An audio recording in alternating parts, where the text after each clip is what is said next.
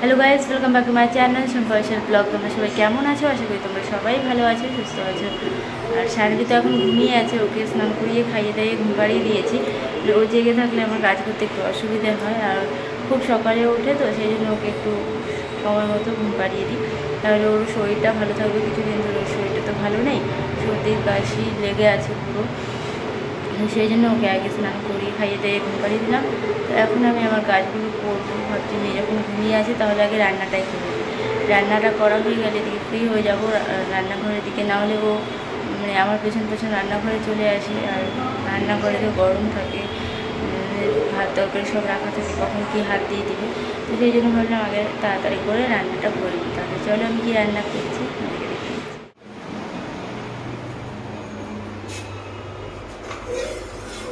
কড়াই বসিয়ে দিয়েছি, ভাত করা হয়ে গেছে আগেই।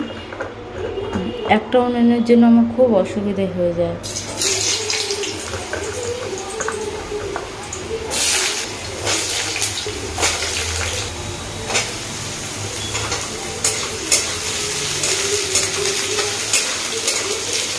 সোয়াবিন রান্না করবো, রেখেছি সব, পেঁয়াজ কেটে রেখেছি।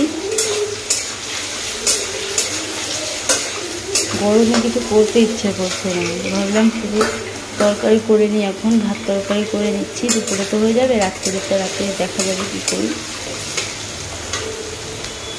ভাজা হয়ে গেছে, নামিয়ে নিচ্ছি। এখন সোয়াবিনটা ভেজে নেবো ভালো করে।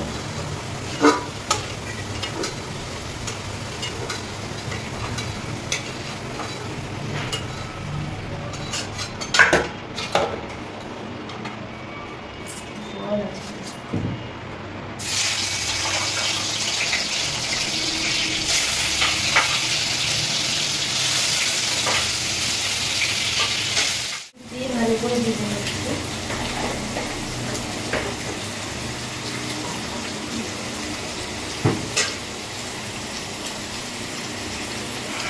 আলুর মধ্যেও দিয়েছি একটু নুন হলুদ, খেতে ভালো হবে।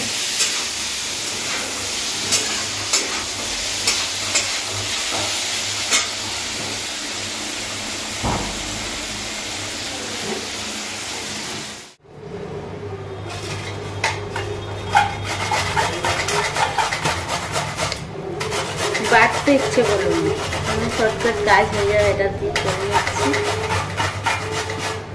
শুধু পেঁয়াজ বাটার জন্য আবার বাটা ধুতে হতো, বের করে ধোয়া আবার বাটো, তো সেই জন্য ছেড়ে দিলাম।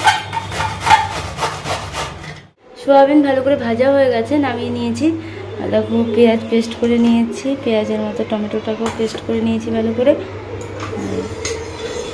কড়াইতে তেল দেওয়া আছে, দেখো কড়াইটা কত নোংরা হয়ে আছে, ঠিক মতো পরিষ্কার করতে পারি না, সেই জন্য এরকম কালো হয়ে গেছে। তাড়াহুড়োর মধ্যে কাজ করে শুধু আমাকে তাড়াতাড়ি বের করতে হয়। এখন মেয়েকে নিয়ে না পারি না, অসুবিধা হয়। তোমাদের তো কতবার বলেছি, ও খুব দুষ্টুমি করে, ওকে দেখে দেখেও রাখতে হয়, সেই জন্য।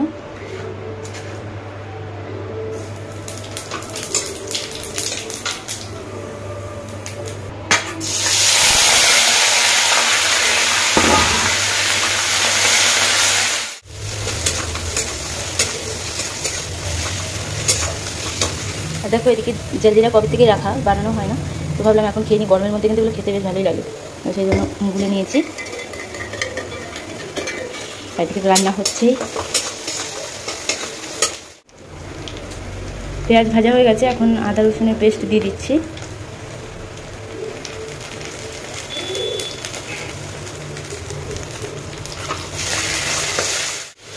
আদা রসুন দেওয়ার পর ওটা ভালো করে ভাজা হয়ে গেছিলো। এখন আমি টমেটো দিয়ে দিয়েছি, টমেটো দিয়ে পেস্ট করে রেখেছিলাম, একটা তেজপাতা দিয়েছি। এখন সব মশলাও দিয়ে দিচ্ছি।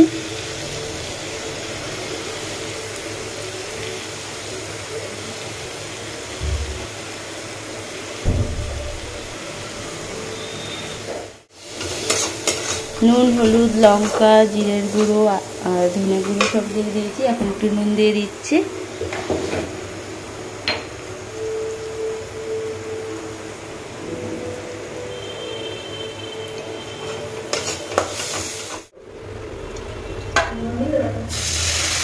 মশলাটা ভাজার জন্য একটু জল দিয়ে দিলাম।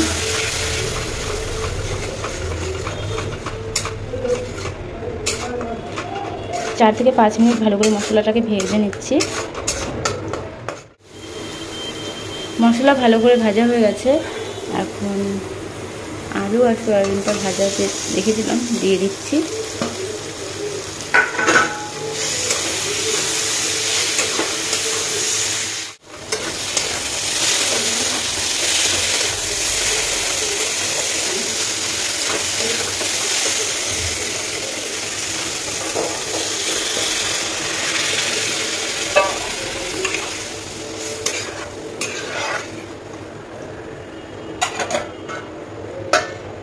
ভালো করে ভেজে জল দিয়ে ঢেকে দিয়েছি।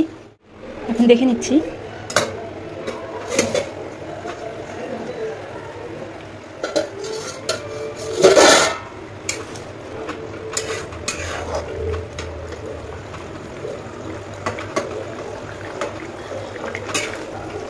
তরকারি হয়ে গেছে আর ভাত তো করাই আছে হাঁড়িতে। আমি আমার জন্য খাবার বের করে নিচ্ছি। আর তো কিছু করা হয়নি, তো ভাত আর তরকারি থালার মধ্যে একবারেই নিয়ে নিচ্ছি। রান্না হয়ে গেছে, খাওয়া দাওয়া হয়ে গেছে। আর গরমে আজকে কিছু কিন্তু ভালো লাগছিল না, মানে পুরো গরম পড়েছে কদিন ধরে। আর একদম ভালো লাগছে না, বৃষ্টিও হচ্ছে না। বৃষ্টি হলে হয়তো একটু মানে ঠান্ডা হতো, প্রচুর গরম পড়েছে। আর বাইরেও বেরোনো যাচ্ছে না, ঘরে থাকা যাচ্ছে না, আর ভালো লাগছে না গরমের মধ্যে। সেই জন্য আজকে আর কিছু ঝামেলা করলাম না, দেখি পরে কী করা যায়। আজকের ব্লগ আমি এখানেই শেষ করছি। আবার তোমাদের সঙ্গে কালকে দেখা হবে একটা নতুন ব্লগ নিয়ে। তোমরা ভালো থেকো, সুস্থ থেকো। আমার এই ভিডিও যদি তোমাদের ভালো লাগে তাহলে একটা লাইক করে দিও, শেয়ার করো, কমেন্ট করো। আর যারা এখনও আমাদের চ্যানেলকে সাবস্ক্রাইব করোনি তারা আমাদের এই চ্যানেলটাকে সাবস্ক্রাইব করে দিও। তোমাদের সবাইকে আজকের মতো টাটা।